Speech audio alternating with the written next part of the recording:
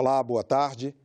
O presidente do Senado, Davi Alcolumbre, vai receber daqui a pouco o ministro-chefe da Casa Civil, Onyx Lorenzoni, na residência oficial. A conversa vai ser sobre as pautas de interesse do Executivo e do Congresso.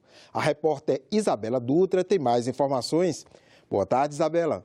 Boa tarde, André. Boa tarde a todos. A reunião entre o presidente do Senado, o senador Davi Alcolumbre, e o ministro-chefe da Casa Civil, Onyx Lorenzoni, deve começar em instantes lá na residência oficial da presidência do Senado. Entre os assuntos que serão tratados por eles está a reforma da Previdência. O projeto já está aqui no Senado, como todos sabem, e na semana que vem estão marcadas audiências públicas na Comissão de Constituição e Justiça para debater o assunto. A presidente da comissão, senadora Simone Tebet, acabou de confirmar nesse instante, em entrevista coletiva, o calendário dessas audiências públicas. Elas vão acontecer de segunda a quinta e devem se estender até a noite. Devem ser bem extensas porque são muitos convidados. Na semana seguinte, o relator, senador Tasso Gereissati, deve apresentar o relatório dele. Aí a senadora Simone concede vista coletiva para os senadores terem tempo de analisar o projeto e, em seguida, ele deve ser votado na CCJ no dia 4 de setembro. A previsão é que a reforma seja votada no plenário do Senado no dia 10 de outubro.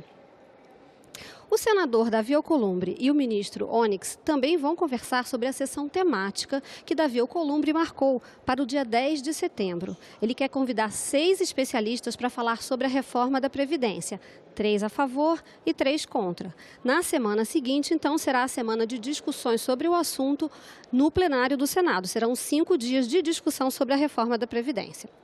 Outro assunto que o senador Davi Alcolumbre e o ministro Onyx vão tratar nessa conversa é o Pacto Federativo, que é a relação entre o governo federal, os estados e os municípios. Os senadores pediram para os projetos do Pacto Federativo tramitarem junto com a reforma da Previdência, porque eles também são prioritários para o Brasil. A senadora Simone Tebet acabou de confirmar também na entrevista coletiva que ela concedeu agora que essa tramitação será simultânea.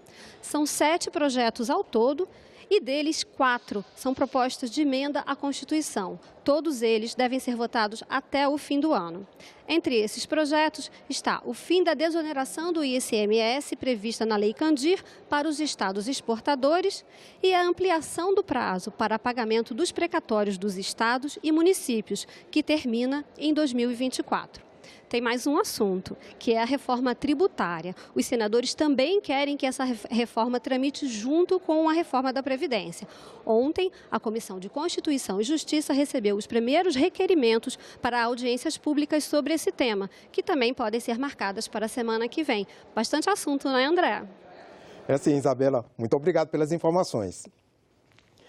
O governo determinou a suspensão do uso de radares móveis de fiscalização de velocidade em rodovias federais. O presidente da República, Jair Bolsonaro, informou que a medida começa a valer na próxima segunda-feira. A ordem foi publicada hoje no Diário Oficial da União e foi dada ao Ministério da Justiça, responsável pela Polícia Rodoviária Federal. Eu acho que sem nenhuma consulta o presidente tomou uma atitude como essa. Tirando das vias, tirando essa capacidade dos policiais de fiscalização. Se existe ou não um policial que usa de má fé, que seja punido, mas na essência, na forma maior, na forma abrangente, o radar serve para evitar excesso de velocidades e acidentes de trânsito. Na verdade, o Código de Trânsito Brasileiro determina que a população tem direito a um trânsito seguro.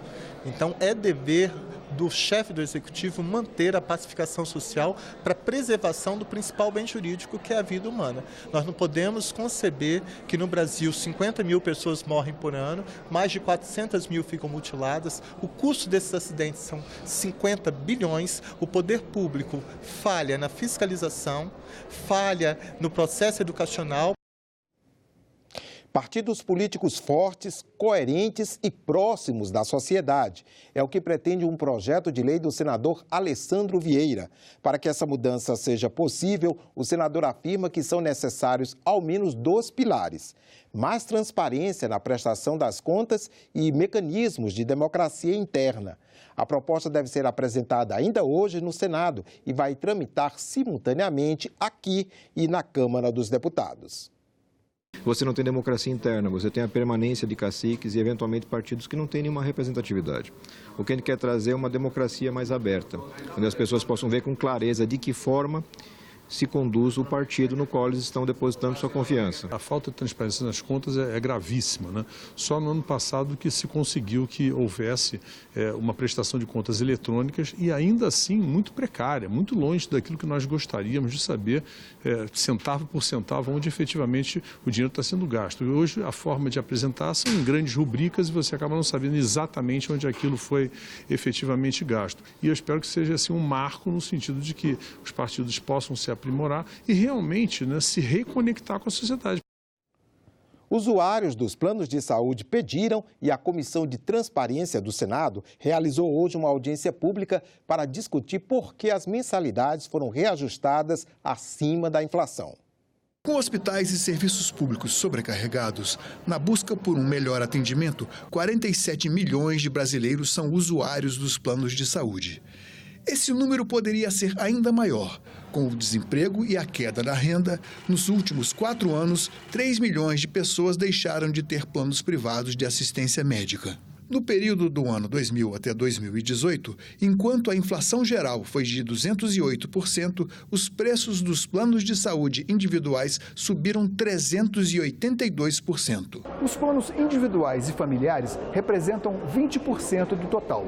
E para eles, a Agência Nacional de Saúde Suplementar aprovou recentemente uma nova metodologia de reajuste. Só que os planos coletivos, que respondem por 80% dos usuários, ficaram de fora. Os valores dependem de uma negociação direta entre a pessoa jurídica contratante e a operadora do plano de saúde. Em audiência pública com representantes dos consumidores e da agência reguladora, o presidente da Comissão de Transparência questionou a composição dos preços dos planos, reajustados em 7,35%, bem acima da inflação. Dessa comparação com o índice de inflação, né, o índice geral, que é o IPCA, não é correto. Os índices de reajuste dos planos, eles têm uma variação de composição entre preços e quantidade. A frequência de utilização ela é relevante na composição e no reajuste. Ou seja, o custo final do plano de saúde é impactado fortemente por fatores como aumento da frequência de uso e a inclusão de novas tecnologias. Essa comparação entre inflação e reajuste de plano de saúde, no argumento da agência, no argumento das empresas, ela é considerada inadequada. E eu vou dizer por que ela é relevante. Para o consumidor que considera o IPCA uma expectativa, 7,35 está acima. Está bem acima do que ele consegue pagar. E a gente vem sentindo no IDEC há alguns anos que a preocupação do consumidor mudou. Se dentro do nosso ranqueamento de atendimentos o foco era negativa de cobertura, de 2016 para cá o foco passa a ser reajuste. O consumidor brasileiro pode ficar tranquilo, a Comissão de Defesa do Consumidor do Senado está atuando firmemente para saber o que é que compõe e se é justo ou se há abusos quando se refere ao reajuste do plano de saúde. No Brasil, existem 420 milhões de dispositivos digitais, 2 para cada habitante. Com o avanço da tecnologia, os equipamentos são substituídos em pouco tempo, o que gera o chamado lixo eletrônico. O assunto foi discutido hoje em uma audiência pública realizada pela Comissão de Meio Ambiente. Fabricantes de pilhas, baterias e outros componentes eletrônicos precisam realizar a chamada logística reversa, ou seja, disponibilizar formas de recolhimento do produto depois do uso pelo consumidor. No Brasil, segundo o estudo das Nações Unidas, somente 2% do lixo eletrônico é reciclado. Durante a audiência pública, o representante da Ordem dos Advogados do Brasil lembrou que o descarte inadequado desse resíduo é crime, com pena de 1 a 4 anos de reclusão e multa. É necessário que os estados da federação e, na minha opinião, principalmente os municípios, se mobilizem a partir da legislação, para fim de gerenciar esse problema por meio de ações preventivas, estabelecimento de metas e, principalmente, aprimorando a coleta desse tipo de material. Os fabricantes de produtos eletroeletrônicos no Brasil reclamam do custo da logística reversa e pedem simplificação na cobrança de impostos sobre a atividade. Não existe um modelo fiscal hoje que comporte isso. Isso era um dos pontos que a gente vem trabalhando com o governo. Ainda não há uma clareza efetiva sobre isso. Nós não sabemos como é que vamos fazer. Nós temos tido casos em que os caminhões são travados na fronteira entre estados porque não conseguem transpor de um estado para o outro, sendo que aquele estado não tem uma usina de manufatura reversa para determinados itens ou para determinados produtos. Catadores de materiais recicláveis, formada por 800 mil pessoas, reivindica maior apoio. Dizem que, atualmente, são eles que fazem a maior parte do processo de recolhimento. Tem muitos catadores com suas carroças, com seus carrinhos, com suas motocicletas, com suas peruas, né? Fazendo coleta porta a porta, e eles estão diretamente fazendo a coleta tanto dos materiais pós-consumo, como também desses materiais eletrônicos, né? Vem muita coisa dos materiais eletrônicos para as mãos dos catadores. Aquelas pilhas que eu ia jogar em qualquer lugar. Se eu tivesse um ponto de descarte, se eu tivesse um lugar que eu pudesse trocar por crédito para comprar uma pilha com desconto, aquilo me forçaria a levar a pilha até um lugar onde eu trocaria. No meu estado é o estado do Ceará. E lá existe um projeto que é referência, troca lixo por desconto em energia elétrica. Rapaz, é algo revolucionário lá, para você ter uma noção. É uma política tão cidadã, que envolve toda a cadeia, que tem muitas famílias que têm a conta zerada de energia. Uma sessão especial no plenário celebrou os 40 anos da Associação Nacional de Jornais, ANJ. Houve críticas a medidas do governo vistas como ameaças à liberdade de imprensa. A Associação Nacional de Jornais, ANJ, foi fundada no dia 17 de agosto de 1979. A entidade tem 94 associados que atendem cerca de 90% do público leitor de jornais nas plataformas impressa e digital. A ANJ nasceu para defender a liberdade de imprensa, que, segundo o presidente da entidade, está ameaçada em várias partes do mundo e no Brasil.